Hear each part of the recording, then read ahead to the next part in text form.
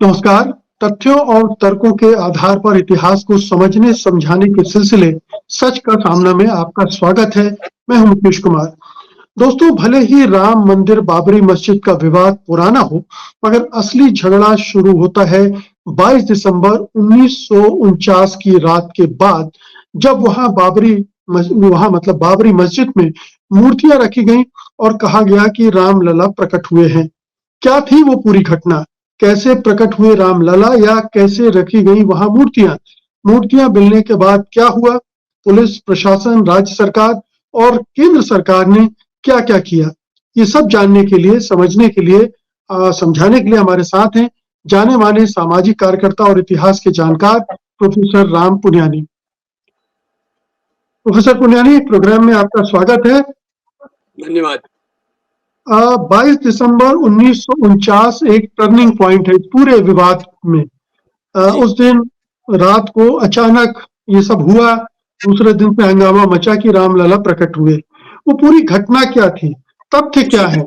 हम सब जानते हैं कि ये वैज्ञानिक रूप से संभव नहीं है कि कोई चमत्कार हो गया और मूर्तियां प्रकट हो गई। ये एक खेल था इस पूरे विवाद को एक नया मोड़ देने के लिए। क्या था सब कुछ? जरा मुझे ब्यौरेवार बताइए।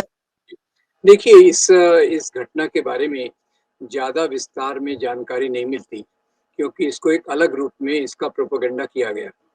पर कृष्णा और धीरेन्द्र जी की जो किताब है द डार्क नाइट, उसमें इन्होंने विस्तार से और पूरा वैज्ञानिक तरीके से इसका वर्णन किया है कि 22 दिसंबर 1949 की रात को बाबा बाबा अभय रामदास, ये करीब 50-60 लोगों के साथ वहाँ मस्जिद के सामने आते हैं। रामलला की मूर्ति को लाते हैं। रामलला और सीता जी भी हैं उसमें। ये मूर्ति वो लाते हैं एक जुलूस के साथ, और इसके पहले 11 दिन तक रामचरितमानस का पाठ किया जाता है। यानी एक योजनाबद्ध ये काम था। योजनाबद्ध का जो अंतिम ये दिन, उसके भी और दूसरी भी मैं बताऊंगा उसके क्या योजना थी। तो ये ताला खोलते हैं और जो मस्जिद का डोम है उसके नीचे ये रामलला की मूर्तियों को रख देते हैं, और रखने के साथ ही गेरू से वहाँ श्री राम लिख देते हैं। अब जब ये आते हैं तो उसके बाद जब तक पुलिस आती है तब तक तो ये रख चुके होते हैं, और पुलिस के आने के पहले तक जो भी स्पेशल फोर्स थी उनको रिपोर्ट किया गया, पुलिस को रिपोर्ट किया गया। किसी ने इस मूर्ति को हटाया नहीं, क्योंकि तब तक वहाँ वो एक जिंदा मस्जिद थी। जिंदा मस्जिद मतलब वहाँ नमाज पढ़ी जाती थी और नियमित कार्यक्रम वहाँ होते थे। अब जब ये हुई तो उस समय इसके पृष्ठभूमि ये है, जो इस किताब में बहुत स्पष्ट से बताते हैं कि एक योजनाबद्ध तरीके से हुआ ये अचानक किसी ने आके मूर्ति रख दी, ऐसा नहीं है। इसमें गोरखपुर पीठ के महंत दिग्विजयनाथ और जो फैजाबाद के कलेक्टर थे के नैयर, और एक तीसरे इस प्रकार के व्यक्ति थे, इन्होंने मिलकर योजना बनाई थी कि जो राम मंदिर का सवाल है, बाबरी मस्जिद का सवाल है, जो उनकी सोच थी कि पहले यहाँ भगवान राम के मंदिर को तोड़कर मस्जिद बनाई गई, कि भाई यहाँ इस विवाद को हमको हल करना है तो हम यहाँ मूर्तियां रखवा देते हैं। वो ये भी जानते थे, और ये उस योजना के तहत किया गया। यानी कलेक्टर को इसकी जानकारी थी कि उस रात को मूर्तियां रखी जाएंगी, इसलिए नीचे का प्रशासन जो था इसके बारे में उसको कोई सक्रियता दिखाने की कोई जरूरत भी नहीं थी। तो मूर्तियां रख दी गई और उसके बाद इसको लॉक कर दिया गया। अब दोनों तरफ से केस किए गए। एक तरफ से मुस्लिम साइड ने केस किया कि हमारी मस्जिद में घुसपैठ हुई है और रामलला की मूर्तियों को स्थापित किया गया है। दूसरी तरफ से ये निर्मोही अखाड़ा, जिसके अभिराम दास ये थे, उन्होंने केस किया कि भाई यहाँ तो भगवान राम की मूर्तियां हैं, तो हमको यहाँ पूजा करने का अधिकार मिलना चाहिए। अब ये बात उस समय जवाहरलाल नेहरू तक भी पहुंची। तो जब जवाहरलाल नेहरू तक बात पहुंची तो उन्होंने तुरंत उत्तर प्रदेश के जो मुख्यमंत्री, उस समय उनको प्रधानमंत्री कहा जाता था, उनको गोविंद वल्लभ पंत, उनको पत्र लिखा कि भाई ये मस्जिद में मूर्तियों को रखा गया है, आप इसको तुरंत हटाइए, नहीं तो ये एक बड़ी समस्या का रूप लेंगे। अब गोविंद वल्लभ पंत ने इस पे ज़्यादा एक्शन नहीं लिया, और के नैयर, जो इसमें वास्तविक पॉइंट पर्सन थे, आखिरी के पॉइंट तो उन्हीं पे आता था, उन्होंने निर्णय कर लिया था कि रामलला की मूर्तियां तो यहीं रहेंगी, अगर मुझे नौकरी छोड़ना पड़ा तो उसमें कोई सवाल नहीं है, पर ये जो 3 लोगों ने, बड़े लोगों ने निर्णय लिया था, वो उसका एक भाग था। तो उन्होंने मूर्तियाँ हटाने से इनकार कर दिया और इसी के चलते फिर वहाँ उसको ताला लगा दिया गया। और फिर दोनों तरफ से जो केस है, एक तरफ से मुस्लिम साइड का केस, दूसरी तरफ से हिंदू साइड का केस, ये कोर्ट्स में लटकता रहा और इसी बीच प्रोपेगेंडा चालू हुआ। प्रोपेगेंडा अब चालू हुआ, जो ज़्यादा असरदार हुआ कि भय प्रकट कृपाला, यानी भगवान राम खुद वहाँ प्रकट हुए हैं। इसके ऊपर वीडियो बनाए गए, पूरा मीडिया ने उस समय क्या रोल प्ले किया, ये मीडिया ही जाने, क्योंकि इसको इन्वेस्टिगेट करना बहुत आसान था कि आप रामदास से इंटरव्यू ले सकते थे, के नैयर से इंटरव्यू ले सकते थे, जो गोरखनाथ पीठ के महंत हैं उनका इंटरव्यू ले सकते थे, पर उसके बदले जो किया गया, भय प्रकट कृपाला, ये वीडियो को बहुत प्रचारित किया गया कि भगवान राम वहाँ प्रकट हुए हैं और वो कह रहे हैं कि मेरा मेरा ये मेरी जगह है और मुझे इस प्रकार से प्रस्थापित किया जाना चाहिए। और ये प्रोपेगेंडा इतना मजबूत चला कि सच्ची घटना कि मूर्तियां वहां कैसे पहुंची उसके बारे में कोई ज्यादा चर्चा हुई भी नहीं। जवाहरलाल नेहरू ने पूरी कोशिश की कि मूर्तियों को हटाया जाए, पर स्थानीय प्रशासन तो उनके हाथ में था नहीं। गोविंद वल्लभ पंत भी इसके बारे में सीरियस नहीं थे और के नैयर ने तो फैसला करके ही रखा था कि मैं मूर्तियां नहीं हटाऊंगा, जो भी होगा। तो फिर जब उनके ऊपर आरोप लगा कि आप अपने काम में अक्षम्य है, तो उन्होंने रिजाइन कर दिया और फिर जनसंघ की टिकट पे, उस समय बीजेपी नहीं थी, तो बीजेपी का जो अवतार था जनसंघ की टिकट पे वो लोकसभा का चुनाव लड़े और वो उन्होंने लोकसभा का चुनाव जीता। पर इसके पहले जब उनको अपील की जा रही थी कि आप मूर्तियों को हटाओ, तो वो कहते थे ये लोगों की भावनाओं का सवाल है और कई लोग इस पे दंगे करवा सकते हैं, तो मैं लॉ एंड ऑर्डर, कानूनी व्यवस्था को डिस्टर्ब नहीं होने देना चाहता, जो मूर्तियां जहाँ हैं वो वहीं रहें, इसी में शांति बनी रहे। ये उनका एक आर्गुमेंट था जो दिखावे की बात थी। वो चाहते तो इसको तुरंत हटा सकते थे, पर क्योंकि वो खुद भी इस योजना का एक भाग थे, तो इसलिए उन्होंने उस मूर्तियों को नहीं हटाया और फिर बाद में चलकर ये एक नासूर के रूप में चलता रहा। और फिर 1984 में विश्व हिंदू परिषद ने इसको ऑफिशियली अपना एक कार्यक्रम बना लिया कि उन्होंने एक समिति बनाई, भगवान राम को मुक्ति के नाम से उन्होंने वो समिति बनाई और फिर आगे की कहानी तो हम जानते हैं किस प्रकार से भाजपा ने इसको टेक ओवर कर लिया। तो एक बात तय है कि ये जो घटना हुई मूर्ति रखे जाने की, ये कोई प्रकट नहीं हुए थे, प्रकटीकरण नहीं हुआ था। प्रकटोत्सव मनाता है आरएसएस 22 दिसंबर को उस घटना को लेकर, लेकिन ऐसा कुछ नहीं हुआ था। पूरा षड्यंत्र पूर्वक मूर्तियां वहां रखी गई थी और उसमें स्थानीय प्रशासन की भागीदारी थी, पुलिस उसमें शामिल थी। एक साजिश, जैसे कि हमने बाबरी मस्जिद ध्वंस के समय देखा कि कैसे पूरा पुलिस प्रशासन और यहाँ तक कि राज्य सरकार की मिली भगत थी, तो ये वहां संपन्न कराया गया। अब सवाल उठता है कि गोविंद वल्लभ पंत की भूमिका क्या थी। गोविंद वल्लभ पंत के बारे में माना जाता है कि दरअसल वो कांग्रेस में तो थे, लेकिन बेसिकली हिंदुत्ववादी थे। उनकी विचारधारा उस तरह की थी और उन्होंने नेहरू के आदेशों को, निर्देशों को भी नहीं माना। बिल्कुल, मैं आपसे सहमत हूँ। गोविंद वल्लभ पंत काफी, उनके जो विचार थे वो काफी हिंदू महासभा के विचारों से मिलते थे। जैसे आप जानते थे कांग्रेस एक बड़ा अम्ब्रेला, एक छतरी के समान है, इसमें कई सांप्रदायिक लोग कई कारणों से आ जाते हैं और गोविंद वल्लभ पंत भी उसी प्रकार के थे। और गोविंद वल्लभ पंत जैसे थे उसमें सबसे ज्यादा और समस्या करने वाले थे के नैयर, क्योंकि के नैयर एक तरफ से तो हिंदुत्ववादी थे, वो भारतीय जनसंघ के समर्थक थे, अंदरूनी समर्थक थे और वो क्योंकि कलेक्टर थे, तो फाइनली अंत में तो बॉल उन्हीं के कोर्ट में आके रुकता है। तो गोविंद वल्लभ पंत को उससे कोई परेशानी नहीं थी और के नैयर तो तैयार थे कि अगर मुझे नौकरी से गोविंद वल्लभ पंत चाहते तो 1 मिनट में कलेक्टर को उठा के कहीं फेंक देते और मूर्ति हटवा देते। ये कोई इतना बड़ा चैलेंज नहीं होता। लेकिन चूंकि गोविंद वल्लभ पंत थे, चूंकि कल्याण सिंह जैसा चीफ मिनिस्टर था 92 में, इसलिए ये सब संपन्न हो गया आसानी से, ये माना जा सकता है। अच्छा, इसके बाद में जी जी आप देखिए, गोविंद वल्लभ पंत अगर चाहते तो पंडित नेहरू के लेटर के जवाब में वो के नैयर को हटा के दूसरे कलेक्टर को बिठा के मूर्तियों को हटा सकते थे, उनके अधिकार के क्षेत्र में था। तो है ना, गोविंद वल्लभ पंत भी खुद ये नहीं चाहते थे।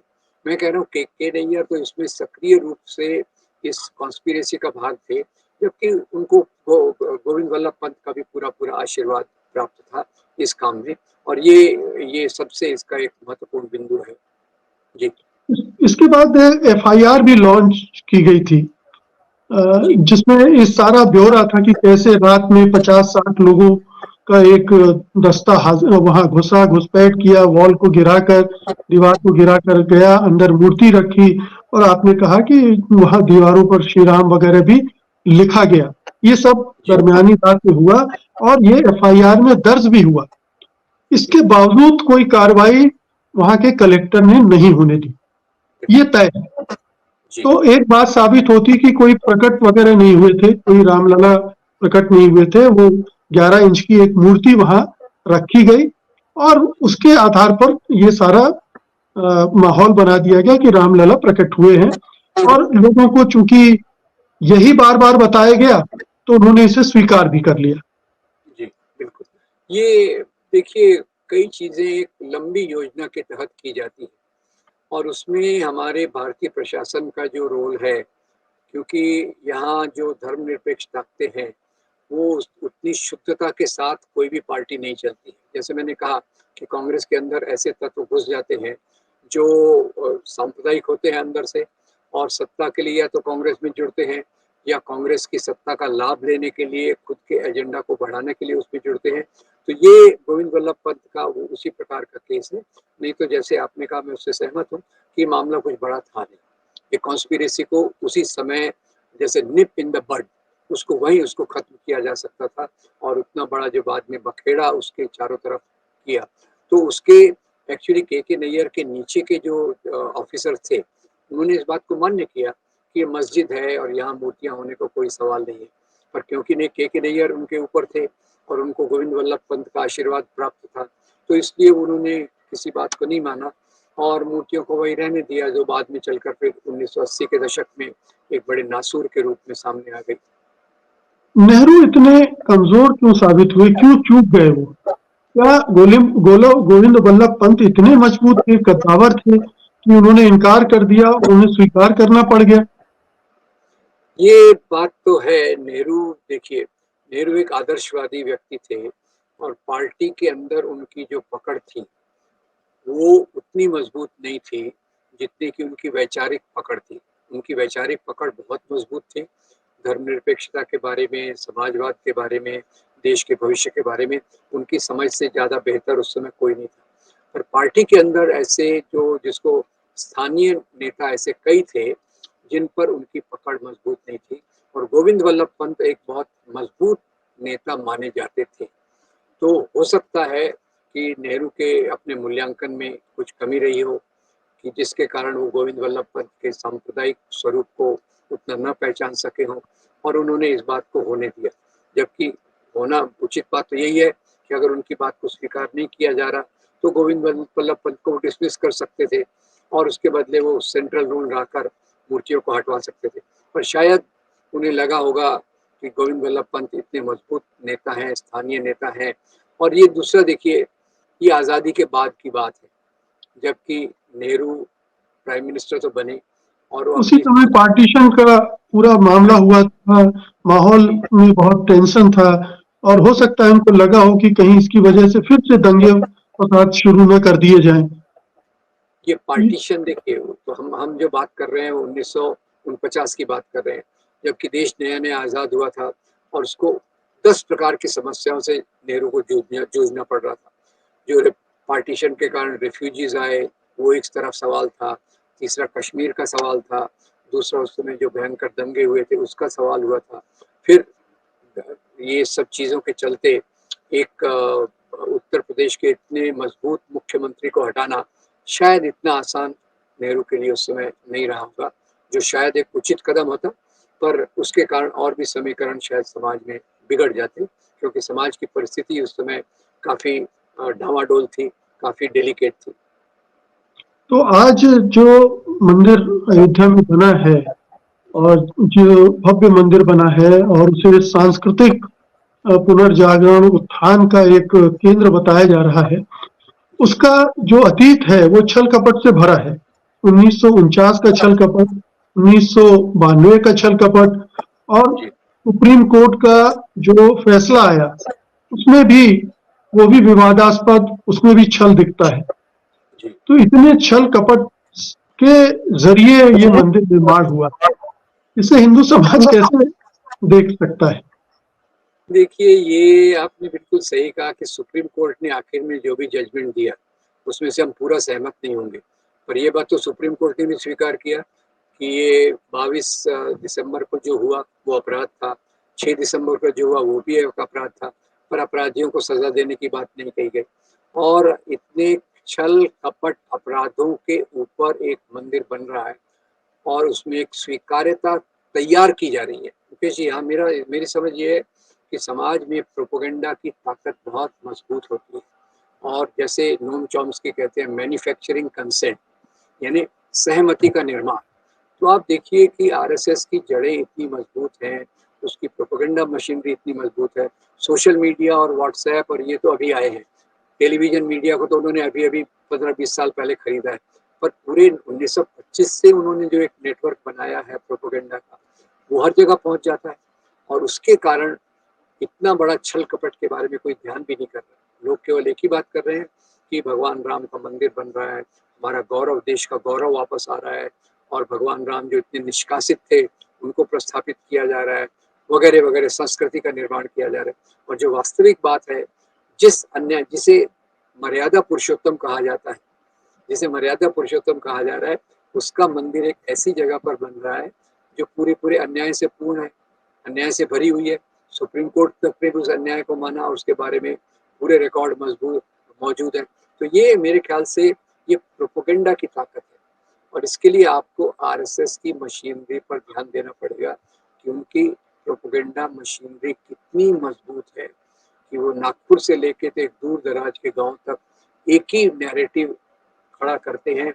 वो नैरेटिव चलता है, उस नैरेटिव को मीडिया का बड़ा तबका आजकल तो सिर आंखों पे ले लेता है, और उसके कारण ये सब चलता है। तो कहाँ मर्यादा पुरुषोत्तम राम की बात कर रहे हैं, और कहाँ इतने अन्याय छल कपट के आधार पे जहाँ मूर्तियां रखी गई वहाँ उनके मंदिर का निर्माण हो रहा है। ये अपने आप में कुछ लोग तो इसके बारे में सोच सकते हैं, क्योंकि हमारी आवाज़ तो दूर तक पहुँच नहीं सकती, जो आवाज़ दूर तक पहुँच सकती है। अब आप देखिए, उस समय भय प्रकट कृपाला ये वीडियो कितना पॉपुलर था, ये मुझे भी याद है। ये लोग इसके बारे में आम तौर से बात करते थे कि भगवान की मूर्तियां प्रकट हुई, मतलब वीडियो के माध्यम से, बाकी चीज़ों के माध्यम से इसका कितना मजबूत प्रचार किया गया होगा आरएसएस की पूरी आर्मी द्वारा, वो इसमें सोचने की बात। बिल्कुल, लेकिन इसमें कोई संदेह नहीं कि 1949 में ये विशुद्ध रूप से एक षड्यंत्र के तहत वहां मूर्तियां रखी गई थी, कोई प्रकट नहीं हुए थे रामलला, और उसके आधार पर फिर पूरा आंदोलन बिल्ड किया गया। 1983-84 के आसपास बाबरी मस्जिद को ढाया गया, और अब वहां एक राम मंदिर खड़ा हो गया है, जिसके आधार पर 2024 का चुनाव जीतने की तैयारी की जा रही है। बहुत बहुत शुक्रिया प्रोफेसर पुनियानी आज की बातचीत के लिए, धन्यवाद आपका, नमस्कार।